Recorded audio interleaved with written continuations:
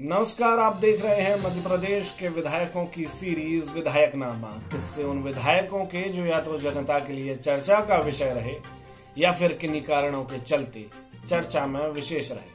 आज के विधायकनामा में हम बात करेंगे मध्य प्रदेश के उस विधायक की जिसने बतौर पत्रकार अपने करियर की शुरुआत की और फिर पार्षद, विधायक, मुख्यमंत्री के रास्ते होते हुए केंद्र के अलग अलग मंत्रालयों में बतौर मंत्री अपनी राजनीतिक बिसात का लोहा मनवाया। बात करेंगे उस बुजुर्ग की जिसके कांग्रेस के अंतरिम अध्यक्ष बनाए जाने की चर्चा भर से लुटियंस की सियासत गर्म हो गई थी।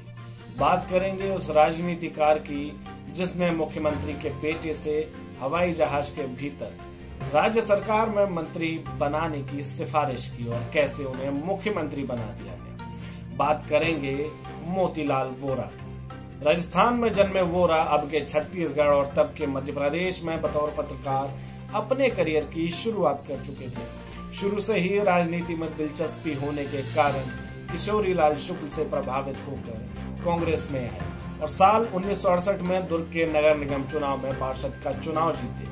उसके बाद साल 1972 में मुख्यमंत्री डीपी मिश्र दुर्ग से नया विधायक उम्मीदवार खोज रहे थे, तभी नजर में आए मोतीलाल वोरा को कांग्रेस से विधायकी का टिकट भी मिल गया। मेहनत और किस्मत के संगम और जनता के भरोसे ने इस बार उन्हें विधानसभा पहुंचा दिया।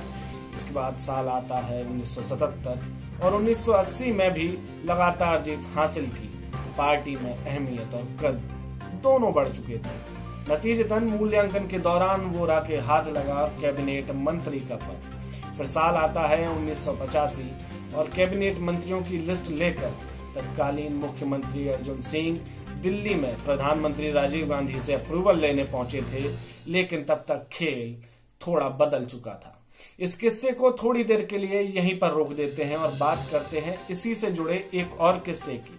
इसके साथ साथ जो चल रहा था, कैबिनेट मंत्रियों की सूची में अपनी बारी का इंतजार कर रहे मोतीलाल वोरा के पास फोन आता है।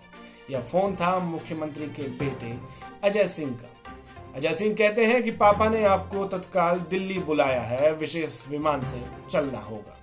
विमान में सवार वोरा अजय सिंह से ही मंत्रिमंडल में शामिल करने की सिफारिश करने लगे, लेकिन जैसे ही हवाई जहाज दिल्ली के पालम हवाई अड्डे पर उतरा तो मुलाकात हुई वरिष्ठ कांग्रेस नेता दिग्विजय सिंह, कमलनाथ, मुख्यमंत्री अर्जुन सिंह और प्रधानमंत्री राजीव गांधी से। अब वापस ले चलते हैं आपको पिछले किस्से के इकट्ठे और इस किस्से के इकट्ठे जुड़ाव पर। पालम हवाई अड्डे पर प्रधानमंत्री राजीव गांधी ने मोतीलाल वोरा से कहा कि अब से आप मध्य प्रदेश के मुख्यमंत्री हैं और अर्जुन सिंह से कहा आपको पंजाब जाना होगा, वहां बतौर गवर्नर आपकी ज्यादा जरूरत है।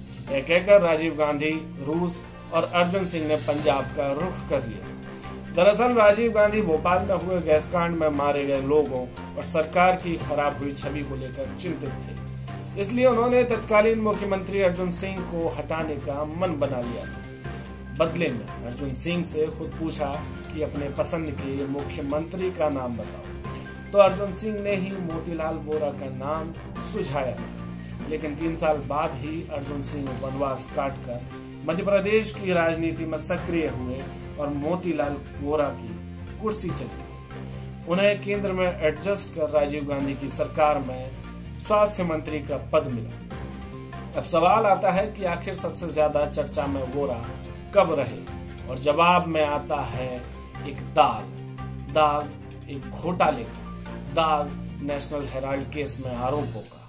मोतीलाल वोरा ने अपने 5 दशक लंबे कार्यकाल में कई उपलब्धियां तो हासिल की थी, लेकिन एक बड़ा दाग उनकी राजनीतिक करियर के अंत समय में लग गया।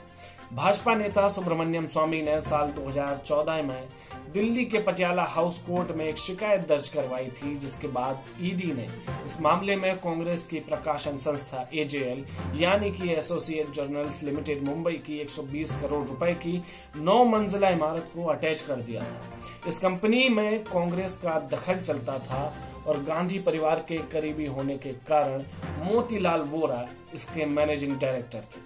एजेएल ही नेशनल हेराल्ड अखबार को चलाती थी, इसलिए ईडी ने इस मामले में एजेएल और मोतीलाल वोरा की संपत्ति कुर्क करने का भी आदेश दिया था। समय का पहिया चलता है, जो आया है वह जाएगा भी।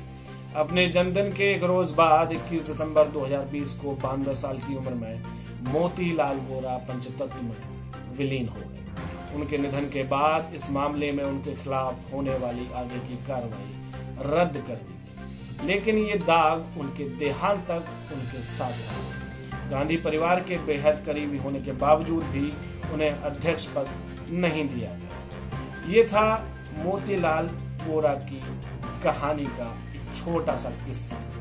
आप हमें कमेंट, मेल, मैसेज और पत्र के माध्यम से जरूर बताते रहिए कि आपको विधायकनामा कैसा लगा। आपके जो सुझाव होंगे उनके आधार पर सुधार कर अगला विधायकनामा पेश किया जाएगा। साथ ही ये भी बताते रहिए कि अगला विधायकनामा आप किसके बारे में सुनना चाहते हैं।